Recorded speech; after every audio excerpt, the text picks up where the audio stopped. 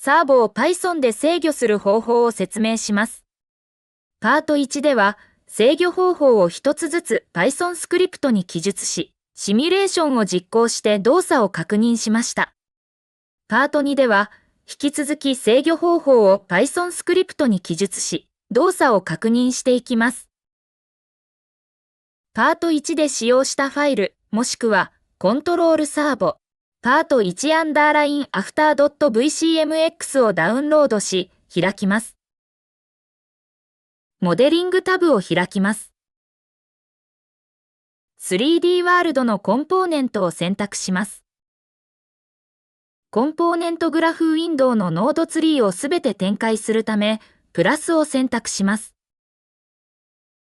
オンハートビートイベントでサーボコントローラーのパルスを使用して、サーボとそのジョイントを制御する方法について説明します。コンポーネントグラフウィンドウのサーボを選択します。プロパティウィンドウのパルスを使用にチェックを入れます。パルスは物体の計測や検知ができるオンオフ信号です。パルスを使用することで移動中停止中などのコンポーネントの動作ステータスを取得できます。パルス時間は 0.0015 にします。コンポーネントグラフウィンドウの Python スクリプトを開きます。温欄内を削除します。コンプイコール get コンポーネントと記述し、Python スクリプトを設定しているコンポーネントを取得しています。サーボイコール comp.findBehavior サーボと記述し、Behavior のサーボを取得します。サーボ .onHeartbeat イコール @NewTarget と記述し、サーボの動作ステータスが変わると@NewTarget という関数を呼び出します。ターゲッツイコール known と記述し、からのターゲット変数を用意します。def @NewTarget と記述し、@NewTarget の関数を作成します。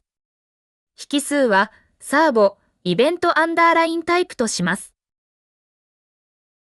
最初に定義したからのターゲッツ変数に値を上書きしていくため、グローバル変数を使用します。グローバル変数は関数の外部の値やソースコードを参照したり、値を代入できます。グローバルターゲッツと記述し、ターゲッツという名前のグローバル変数を定義します。sim イコール get シミュレーションと記述し、シミュレーション中の情報を取得します。if イベントアンダーラインタイプイコール VC アンダーラインコントローラーアンダーラインスタートと記述し、ジョイントの動作が開始した状態を動作条件とします。プリント The servo has started at sim.simTime と記述し、ジョイントの移動開始時間を取得し、出力ウィンドウに表示します。elif イベントアンダーラインタイプイコール VC アンダーラインコントローラーアンダーラインエンドと記述し、ジョイントの動作が完了した状態を動作条件とします。プリント The servo has ended at sim.simTime と記述し、ジョイントの移動後の時間を取得し、出力ウィンドウに表示します。ジョイントの位置によってターゲッツに格納する変数を変更していきます。if servo.getJointTarget 0イコール0 and servo.getJointTarget 1イコール0と記述し、ジョイントアンダーライン X とジョイントアンダーライン Y が 0mm を目標値としている場合を条件とします。ターゲッツイコール500 0と記述し、ターゲッツに500と0を格納します。elif servo.getJointTarget 0イコール500 and servo.getJointTarget 1イコール0と記述し、ジョイントアンダーライン X が 500mm、ジョイントアンダーライン Y が 0mm を目標値としている場合を条件とします。if、len、ターゲッツ、小なり3、ターゲッツ、イコール、500、500と記述し、ターゲッツの要素が2つ以下の場合、ターゲッツに500を2つ格納します。else、ターゲッツ、イコール、0、0と記述し、ターゲッツの要素が3つ以上の場合、ターゲッツに0を2つ格納します。elif、servo.getJoinTarget 0、イコールイコール、500、and、servo.getJoinTarget 1、イコールイコール、500と記述し、ジョイントアンダーライン X とジョイントアンダーライン Y が 500mm を目標値としている場合を条件とします。ターゲッツイコール500、0、-1と記述し、ターゲッツに500と0と-1を格納します。条件をもとにジョイントの移動先を指定します。for, i, in, range、servo.jointCount と記述し、変数の i にジョイントの数を格納します。今回は、ジョイントアンダーライン X とジョイントアンダーライン Y の2つのジョイントがあるため、i には0と1が格納されます。servo.setJointTarget と記述し、ジョイントの移動先を指定します。ジョイントアンダーライン X とジョイントアンダーライン Y を動かすため、i と記述し、0番目と1番目が格納されるようにします。ジョイントアンダーライン X とジョイントアンダーライン Y は、if 文内のターゲッツの値だけ動かすため、ターゲッツ i と記述します。例えば、ジョイントアンダーライン X とジョイントアンダーライン Y が 0mm のとき、ターゲッツイコール500、0の値を取得するため、ターゲッツ0である 500mm とターゲッツ1である 0mm 動かします。レジューム欄と記述し、温欄関数の実行を開始します。温欄内にジョイントを動かすためのソースコードを記述します。while true と記述し、ループ処理します。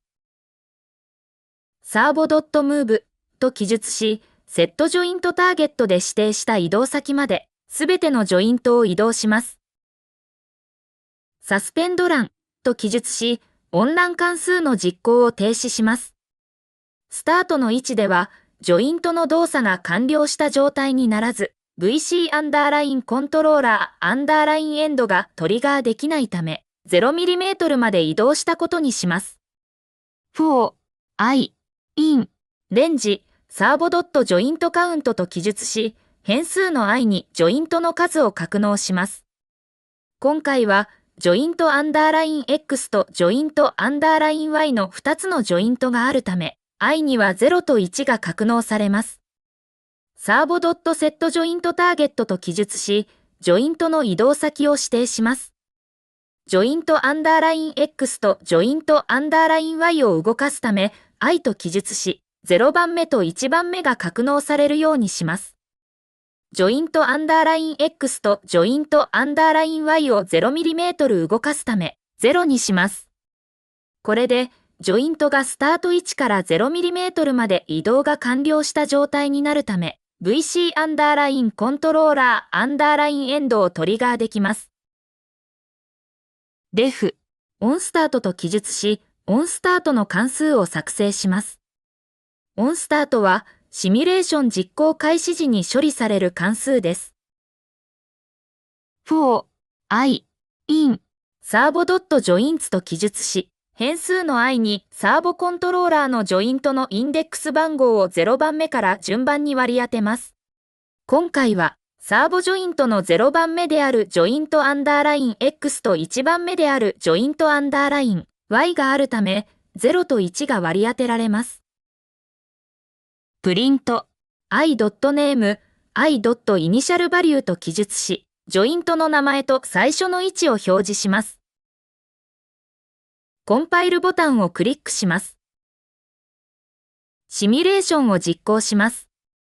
ジョイントアンダーライン X とジョイントアンダーライン Y が 0mm からスタートするため、ジョイントアンダーライン X が 500mm の位置に移動します。ジョイントアンダーライン X が 500mm まで移動後、ターゲットの要素が2つのため、ジョイントアンダーライン X は 500mm のまま、ジョイントアンダーライン Y が 500mm の位置に移動します。ジョイントアンダーライン Y が 500mm まで移動後、ジョイントアンダーライン X とジョイントアンダーライン Y は 500mm の位置にいるため、ジョイントアンダーライン X は 500mm のまま、ジョイントアンダーライン Y が 0mm の位置に移動します。また、ターゲットにマイナス1が入るため、ターゲットの要素が3つになります。ジョイントアンダーライン Y が 0mm まで移動後、ターゲットの要素が3つのため、ジョイントアンダーライン X とジョイントアンダーライン Y が 0mm の位置に移動します。以降、0mm と 500mm の間を同様に移動します。サーボを Python で制御する方法の説明は以上となります。ご視聴いただき、ありがとうございました。